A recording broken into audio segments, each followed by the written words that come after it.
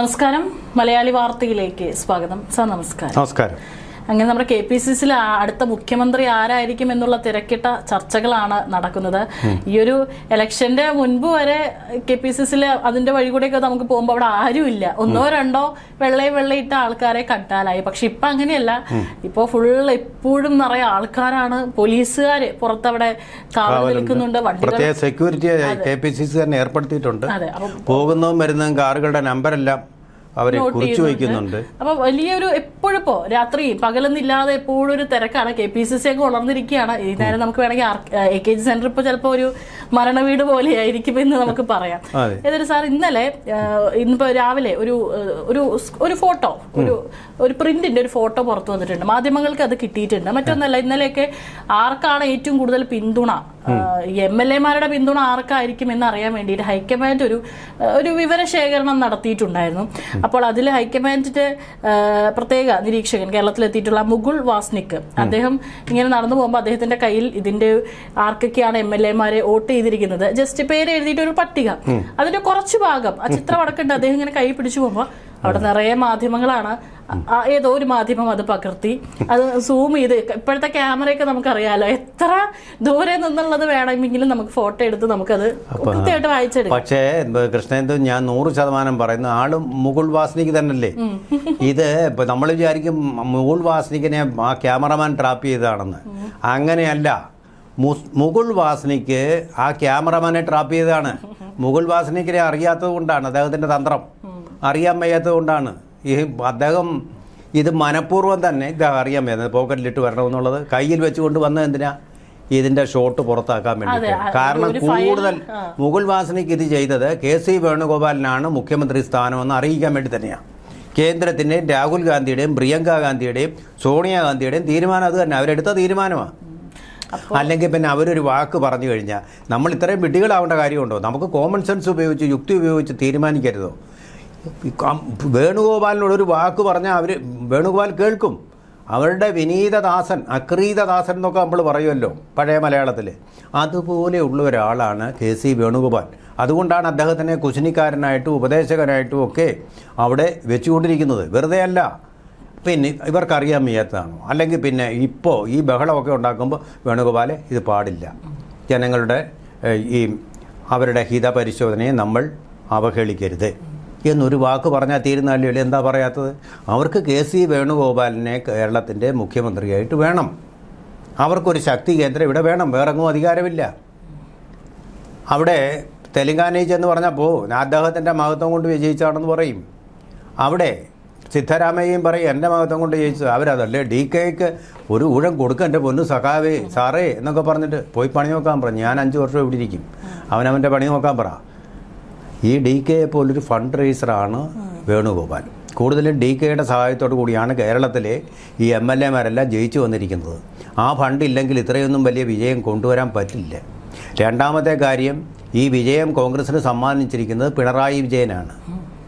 അല്ല, വേണുഗോപാൽ ചെയ്തതിനേക്കാൾ കൂടുതൽ അധ്വാനം കോൺഗ്രസിന് വേണ്ടി ചെയ്തിരിക്കുന്നത് പിണറായി വിജയനാണ്. ഒരു സംശയമില്ലാത്ത കാര്യമാണ്.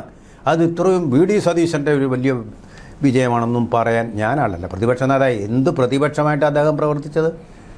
അദ്ദേഹം എന്ത് പ്രതിപക്ഷ പ്രവർത്തനം നടത്തി? ശബരിമലയിലെ സ്വർണ്ണക്കൊള്ള സമയത്ത് എന്ത് സമരമാണ്, എന്ത് പ്രക്ഷോഭം അദ്ദേഹം നടത്തിയത്? വീണ വിജയൻ, എക്സാലോജിക്, CMRL അഴിമതികളിൽ എന്തു ശബ്ദമാണ് അദ്ദേഹത്തിൻ്റെ ഉയർത്തിയത്? കുറേ മാധ്യമപ്രവർത്തകർ പഴയതും പുതിയതുമായിട്ടുള്ളവരെല്ലാം അദ്ദേഹത്തിൻ്റെ വായ്ത്താരികൾ പാടിക്കൊണ്ട് നടക്കുന്നു എന്നല്ലാതെ ഇദ്ദേഹം ചില വാക്കുകൾ പറഞ്ഞു. ഞാൻ സമുദായ നേതാക്കളുടെ തിണ്ണയൊന്നും നിരങ്ങാൻ പോകില്ല. അടുത്ത നിമിഷം അദ്ദേഹം പാണക്കാട്ട് തിണ്ണ നിരങ്ങാൻ പോകും.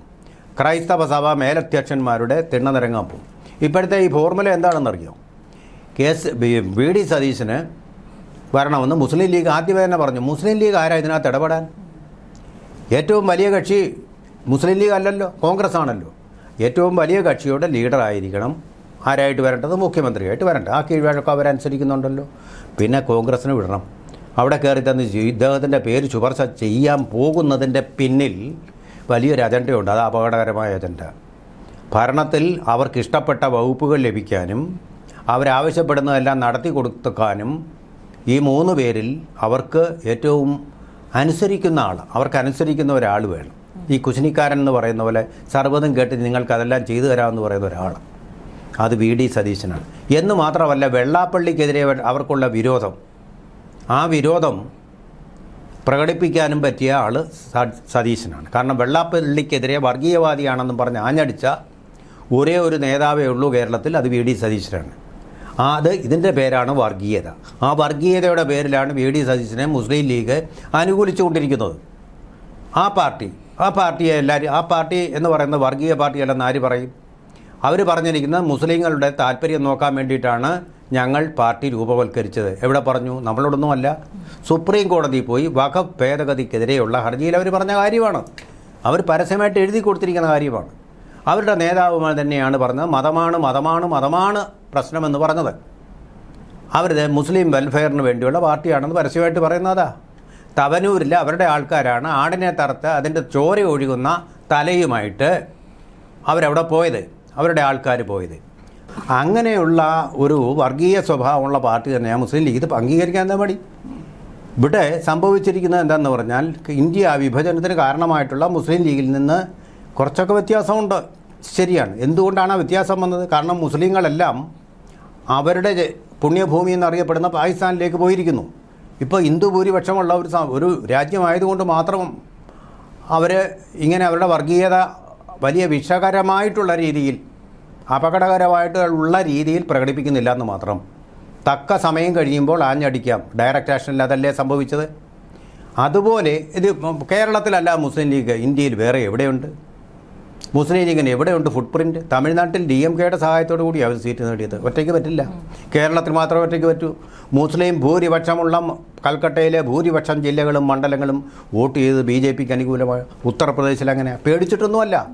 കാരണം ഏറ്റവും കൂടുതൽ ഗുണം പ്രത്യേകിച്ച് അവരുടെ സ്ത്രീകൾക്കും കുട്ടികൾക്കും ലഭിക്കുന്നത് BJP ഭരണം കൊണ്ടാണ്. അവരോട് വിവേചനം കാട്ടുന്നില്ല. ഈ മുസ്ലിം ലീഗ് അതേസമയം വിവേചനം കാട്ടുകയാണ് ഇന്ത്യയുടെ ജനങ്ങളുടെ. മുസ്ലിങ്ങൾക്ക് വേണ്ടിയുള്ള പാർട്ടിയാണ് ഞങ്ങളെന്ന് പറഞ്ഞിട്ട് സ്കൂളുകൾ എയ്ഡഡ് എല്ലാം ഞങ്ങൾക്ക് തന്നെ വേണം, ഭൂരിപക്ഷം അവരുടെ കയ്യിലുകളിലാണ്. ആ കണക്ക് അംഗീകരിക്കാൻ അവരെ തയ്യാറല്ല. എന്നിട്ട് വെള്ളാപ്പള്ളി വർഗീയൻ, സത്യം പറഞ്ഞു കഴിയുമ്പോൾ വർഗീയൻ എന്ന് സത്യം പറയുന്നവരെ പറ്റി ആരോപണം നടത്തുകയാണ്. അത് ചെയ്തുകൊണ്ടിരിക്കുന്ന ഒരു പാർട്ടിയാണ്. ഈ സത്യം തുറന്നു പറയാൻ എന്താ VD സതീശന് ധൈര്യമില്ലാതെ പോയത്? അദ്ദേഹം എന്തിനാ പാണക്കാട്ടെ തന്നെ പോയി നടക്കുന്നത്? അദ്ദേഹം ആരാ? ഇവിടുത്തെ ആയത്തുള്ള ഖമനിയോ തീരുമാനമെടുക്കുന്നത്? കോൺഗ്രസ് എന്ന് പറയുന്ന അദ്ദേഹത്തിൻ്റെ ശൂറയോ? ഈ ചോദ്യങ്ങളെന്താ സതീശനെ പോലെയുള്ള യുവകേസരികൾ, തുർക്കികൾ എന്തുകൊണ്ട് ചോദിക്കുന്നില്ല? ഞാൻ പറയുന്ന അവർ വർഗീയത കാണിച്ചു എന്നല്ല, പക്ഷേ വർഗീയതയാണ് അവരുടെ ആശയം, അവരുടെ ആശയസരണി അതാണ് എന്നുള്ള കാര്യത്തിൽ വരെ അതിൻ്റെ വിചാരധാര അതാണ്. ഈ സത്യം നമ്മൾ തിരിച്ചറിയണം. ഈ സത്യം തിരിച്ചറിയാതെ കൊണ്ട് മുസ്ലിം ലീഗ് ഇപ്പം പലരും പല ബുദ്ധിജീവികളും പറയുന്നത് മുസ്ലിം ലീഗിനകത്ത് പറയാൻ അവകാശം. എന്ത് അവകാശമുള്ളത്? ഭൂരിപക്ഷ പാർട്ടി തീരുമാനിക്കുക അവരുടെ കാൻഡിഡേറ്റ് ആരാണ്, അവരുടെ നേതാവാണെന്ന്. ആ നേതാവാണ് മുഖ്യമന്ത്രിയായിട്ട് വരേണ്ടത്. അവർ തീരുമാനിക്കാനുള്ള ഒരു അവസരം അവർക്ക് കൊടുക്കട്ടെ, അവരുടെ അവകാശം അവർക്ക് വിട്ടുകൊടുക്കട്ടെ. ഇതൊരു മാതിരി എന്താണിത്? മറ്റൊരു പാർട്ടിയുടെ ആഭ്യന്തര കാര്യത്തിൽ ചെന്ന് ഇടപെടുന്നതിന് തുല്യമാണ് കാണിച്ചിരിക്കുന്നത്. മുമ്പേ തന്നെ പാണക്കാട് ശിഹാബ് അലി തങ്ങൾ, ശരി, അദ്ദേഹം ആരാണ്? ആധ്യാത്മിക നേതാവാണ് എന്ന് പറഞ്ഞാൽ മത നേതാവാണ്. മതത്തിനെ രാഷ്ട്രീയമായിട്ട് കൂട്ടിക്കുഴയ്ക്കുകയല്ലേ അദ്ദേഹം ചെയ്യുന്നത്? രാഷ്ട്രീയത്തിൽ പറയുന്ന കാര്യങ്ങളെ മത നേതാവ് തന്നെ പറയുമ്പോൾ അത് ഇറാനിൽ നടക്കുന്നതിന് തുല്യമായിട്ടുള്ള രാഷ്ട്രീയ അധികാരം മത നേതാക്കന്മാർ പിടിച്ചടക്കുന്നതിന് തുല്യമായിട്ടുള്ള ഒരു മതാധികാര സ്വഭാവമുള്ള ഒരു ഭരണത്തിൻ്റെ സ്വഭാവമല്ലേ കാണിക്കുന്നത്? ആത്മീയ നേതാവ് ആത്മീയമായിട്ടുള്ള കാര്യങ്ങളാണ് പറയേണ്ടത്, രാഷ്ട്രീയമായിട്ടുള്ള കാര്യങ്ങളിൽ അഭിപ്രായമല്ല പറയേണ്ടത്. സംശയം ആർക്കാണുള്ളത് ഈ കാര്യത്തിൽ? മുസ്ലിം ലീഗ് ശരിയാണ്. മുസ്ലിം ലീഗ് ബാബറി മസ്ജിദ് കാലത്ത് കേരളത്തിൽ സമാധാനം പുലർത്താൻ വേണ്ടി പരമാവധി ശ്രമിച്ച പാർട്ടിയും ഒക്കെ കാര്യം ശരി. അതിന് ബഹുമാനത്തോടു കൂടി തന്നെ കാണുന്നു. പല നേതാക്കളും മതേതരന്മാരാണ്, ഹിന്ദുക്കളെക്കാൾ മതേതരന്മാരാണ് പല നേതാക്കളും. ഇതൊക്കെ അംഗീകരിച്ചുണ്ട്. പക്ഷേ ആശയത്തിൻ്റെ കാര്യം വരുമ്പോൾ VD സതീശന് അവിടെ ഒരു പക്ഷപാതം മുസ്ലിം ലീഗിനോടുണ്ട് എന്നുള്ളത് നമ്മൾ മറന്നുകൂടാ. അതുപോലെ തന്നെ അദ്ദേഹം NSSനെയും SNDPയെയും ഭത്സിക്കുന്ന രീതിയിൽ മുസ്ലിം ലീഗിനെ ഭത്സിക്കുന്നുമില്ല. അതുകൊണ്ട് തന്നെയാണ് NSSൻ്റെ നേതാക്കളും SNDP നേതാക്കളും VD സതീശൻ മുഖ്യമന്ത്രിയാവുന്നതിനെ എതിർക്കുന്നത്. അപ്പം മുസ്ലിം ലീഗിൻ്റെ അഭിപ്രായത്തോട് തന്നെ അതിനേക്കാൾ കൂടുതൽ ജനസംഖ്യയുള്ള, അതിനേക്കാൾ കൂടുതൽ ഡെമോഗ്രഫിയുള്ള ഈഴവരുടെയും മറ്റ് വിഭാഗങ്ങളുടെയും അഭിപ്രായം കൂടി കേൾക്കണം എന്നുള്ളത് തന്നെയാണ് എൻ്റെ അഭിപ്രായം. കാരണം ഭൂരിപക്ഷം ആ സമുദായങ്ങളിൽപ്പെട്ട ആൾക്കാരാണ് കോൺഗ്രസിനെ ജയിപ്പിക്കാൻ വേണ്ടിയിട്ട് വോട്ട് ചെയ്തിട്ടുണ്ട്. ശരിയാണ്, മലപ്പുറം ഭാഗത്ത് കുറേ വോട്ടുകൾ സ്ഥിരമായിട്ട് അവർക്കുണ്ട്, ഒരു ഫിക്സഡ് ഡെപ്പോസിറ്റ് ഉണ്ട് എന്ന് വെച്ച് ഫിക്സഡ് ഡെപ്പോസിറ്റ് ഇല്ലാതെ മതേതരമായിട്ട് വോട്ട് ചെയ്യുന്ന ആൾക്കാരെ അവരെ അവഹേളിക്കുന്ന രീതിയിൽ ഉള്ള ഒരു മുഖ്യമന്ത്രി ആയിരിക്കരുത് നമുക്കുണ്ടാവുന്നത്. അപ്പോൾ കോൺഗ്രസിൻ്റെ കാര്യം ബാക്കി തീരുമാനങ്ങളൊക്കെ അത് എല്ലാ അഭിപ്രായങ്ങൾക്കും ഒരു വിലയും നിലയൊക്കെ വേണം. അതുകൊണ്ടാണ് ആയിരിക്കാം ഒരു പക്ഷേ ഈ KC വേണുഗോപാലിന് MLA-മാരിൽ ഭൂരിപക്ഷം കിട്ടിയത്. ആ ഭൂരിപക്ഷം പത്രദ്വാര ഒന്ന് ലീക്ക് ചെയ്യാൻ വേണ്ടി തന്നെയാണ് മുകുൾ വാസ്നിക്ക് ഇത് കൊടുത്തത്. ആ ട്രാപ്പിൽ പത്രക്കാർ വീണു. അവർ ചെയ്തിരിക്കുന്ന സേവനം KC വേണുഗോപാലിന് അനുകൂലമായിട്ടുള്ളതാണ്. അതായത് തീരുമാനം ഏതാനും നിമിഷങ്ങൾക്കോ മണിക്കൂറുകൾക്കോ ആകാൻ വരാം, ചിലപ്പോൾ താമസിച്ചൊന്നും ഇരിക്കാം. കാരണം KC വേണുഗോപാലിനെ പെട്ടെന്ന് മുഖ്യമന്ത്രിയാകും. ഇതെന്തൊരു ശല്യം, ഇനി MP സ്ഥാനത്തേക്ക് തിരഞ്ഞെടുപ്പ് വേണം, അതുപോലെ MLA സ്ഥാനത്തേക്ക് തിരഞ്ഞെടുപ്പ് വേണം എന്നൊക്കെ പറഞ്ഞ് ബഹളം ഉണ്ടാകാം. അതുകൊണ്ട് കുറച്ചൊരു സമയം എടുക്കുമെന്ന് എനിക്ക് തോന്നുന്നു. എൻ്റെ ഒരു അഭിപ്രായം പറയുക, ഇത് മാറാൻ തെറ്റാം, ഇത് ആത്യന്തികമെന്നൊന്നും പറയല്ല, എൻ്റെ ഒരു ഊഹം മാത്രമാണ്. അതേസമയം തന്നെ ഈസി ആയിട്ട് അദ്ദേഹത്തിന് ജയിക്കാൻ പറ്റും. ആലപ്പുഴയിൽ AD തോമസ് എന്ന് പറയുന്ന ആളിനെ പിണറായി വിജയൻ്റെ പോലീസുകാരുടെ വേട്ടയ്ക്കിരയായ അയാളെ തന്നെ സ്ഥാനാർത്ഥിയായിട്ട് നിർത്തി വിജയിപ്പിച്ചത് വേണുഗോപാലാണ്. വേണുഗോപാൽ വിജയിപ്പിച്ചതിൻ്റെ പിന്നിലെ രഹസ്യം ഇത് തന്നെയാണ്.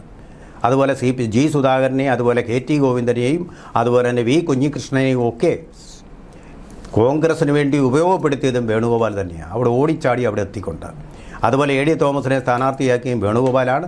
അദ്ദേഹത്തിന് വേണ്ടി AD തോമസ് ഒഴിഞ്ഞു കൊടുത്തു കഴിഞ്ഞാൽ ആലപ്പുഴയിൽ അദ്ദേഹത്തിൻ്റേതായിട്ടുണ്ടായിരുന്ന MP സ്ഥാനം AD തോമസിന് കിട്ടാൻ സാധ്യതയുണ്ട്. ഇത് വാസ്തവത്തിൽ ഈ വേണുഗോപാൽ ഇതെല്ലാം ചെയ്യുന്നത് ആസൂത്രണം ചെയ്ത് രാഹുൽ ഗാന്ധി, അതുപോലെ തന്നെ ഈ ഹൈക്കമാൻഡ് എന്ന് പറയുന്ന രാഹുൽ ഗാന്ധി, പ്രിയങ്ക ഗാന്ധി, സോണിയാഗാന്ധി ആസൂത്രണം ചെയ്ത് വെച്ചിരിക്കുക. അല്ലാതെ കൂടാതെ ഇവിടെ കേരളത്തിലൊരു ഹൈക്കമാൻഡായിട്ട് പാണക്കാട് ശിഖാബ് അലി തങ്ങളും ഉണ്ട്. ഇപ്പോൾ ഏതാണ് ഇപ്പോൾ ജയിക്കാൻ പോകുന്നതെന്നുള്ളത് എനിക്കറിയില്ല. രണ്ട് ഹൈക്കമാൻഡുകൾ തമ്മിലുള്ള ഏറ്റുമുട്ടലാണ് വാസ്തവത്തിൽ ഇവിടെ നടക്കുന്നതെന്ന് മുകുൾ വാസ്നിക്കിൻ്റെ ഈ ഒരു വെളിപ്പെടുത്തലിലൂടെ, ഫോട്ടോ വഴിയുള്ള വെളിപ്പെടുത്തലിലൂടെ തെളിഞ്ഞിരിക്കുകയാണ് എന്നാണ് എനിക്ക് തോന്നുന്നത്. ഇത് എത്രയൊക്കെയാണ് കിട്ടിയിരിക്കുന്നത്, എല്ലാവരുടെയും വരുന്നുണ്ട്. കുറച്ചൊരു പേജ് മാത്രം വന്നുള്ളൂ. അതിൽ നമ്മുടെ സണ്ണി ജോസഫ്, ഇപ്പോഴത്തെ KPCC വർക്കിംഗ് പ്രസിഡന്റായ സണ്ണി ജോസഫ്, അതുപോലെ സന്ദീപ് വാര്യരുടെ പേരുകൾ തെളിഞ്ഞു കാണാണ്ട്. അവർ രണ്ടുപേരും ഈ പറഞ്ഞ പോലെ KC എന്നാണ് അവിടെ എഴുതിയിരിക്കുന്നത്, ഷോർട്ടായിട്ട് KC എന്നാണ് എഴുതിയിരിക്കുന്നത്. പിന്നെ അതുപോലെ തന്നെ IC ബാലകൃഷ്ണൻ, അദ്ദേഹം KC എന്നും പ്ലസ് RC എന്നും എഴുതിയിട്ടുണ്ട്. അതായത് രണ്ടുപേർക്കും പിന്തുണ. പിന്നെ ഉള്ള കുറച്ച് 2-3 MLA-മാരും ആ ഒരു പേജ് പുറത്തു വന്ന പേജ് മൊത്തം KC എന്ന് തന്നെയാണ് എഴുതിയിരിക്കുന്നത്. അതായത് സാർ പറഞ്ഞ പോലെ ഇത് ചോർത്തി കൊടുത്തതാണ്. ഇത് അറിയാൻ വയ്യാത്ത ആളാണോ അദ്ദേഹം, അല്ലെങ്കിൽ കൂടെ നിൽക്കുന്ന ആൾക്കാർക്ക് മാറ്റി കൊടുക്കരുത്. ഇത് പരസ്യമായിട്ട് ഇതുപോലെ ചില സൂത്രപ്പണികൾ ചെയ്താണ് നമ്മുടെ K കരുണാകരൻ. അദ്ദേഹത്തിൻ്റെ ഒരു ശിഷ്യനാണ് ഈ മുകുൾ വാസ്നിക്ക്. അതാണ് ആ വാസനയാണ് ഇപ്പോൾ കാണിച്ചത്. അത് ഇപ്പോൾ ഹൈക്കമാൻഡിന്റെ ഒരു തീരുമാനം വന്നു. ആ തീരുമാനമാണ് ഇപ്പോൾ മാധ്യമങ്ങൾക്ക് ലീക്ക് ചെയ്ത് കിട്ടിയിരിക്കുന്നതെന്ന് മാത്രമേ പറയാനുള്ളൂ. ഹൈക്കമാൻഡ് ഇതാണ് തീരുമാനിച്ചിരിക്കുന്നത്. കുറച്ച് താമസിപ്പിക്കും വെച്ച് അവർ പറയാതെ തന്നെ ഇപ്പൊ പറഞ്ഞു കഴിഞ്ഞു, അത് ചർച്ചയായി കഴിഞ്ഞു. ഇനി പറഞ്ഞതുപോലെ ലാസ്റ്റ് നിമിഷം ഏതെങ്കിലും തരത്തിലുള്ള ഈ സാർ പറഞ്ഞ പോലെ ഈ ഒരു ഉപതെരഞ്ഞെടുപ്പൊക്കെ വരുന്നതൊക്കെ ഇനി മുന്നിലുണ്ട്. അതിനോടൊക്കെ ഇനി ജനങ്ങൾ ഈ വീണ്ടും ഈ തെരഞ്ഞെടുപ്പ് ആകുമ്പോൾ ജനങ്ങൾക്ക് ആർക്കാണെങ്കിലും മടുക്കും വീണ്ടും ഒരു തെരഞ്ഞെടുപ്പ് എന്ന് പറയുന്നത്. ഇനി നമുക്ക് നോക്കി നോക്കാം എന്തായാലും കാത്തിരിക്കേണ്ടി വരും. തെരഞ്ഞെടുപ്പിന്റെ ഫലം നമ്മൾ 1 മാസം കാത്തിരുന്നു. അത്രയും കാത്തിരിക്കാൻ ഇടവരുത്തരുത് എന്ന് മാത്രമേ. ഞായറാഴ്ചയാണ് പറഞ്ഞിരിക്കുന്നത്. പിന്നെ വെള്ളി, ശനി, ഞായർ എന്തൊക്കെ സംഭവിക്കുമെന്നുള്ളത് നമുക്കും ആദ്യം പറഞ്ഞ 24 മണിക്കൂറെന്നാ VD സതീശൻ പറഞ്ഞു. അത് നടന്നിട്ടില്ല.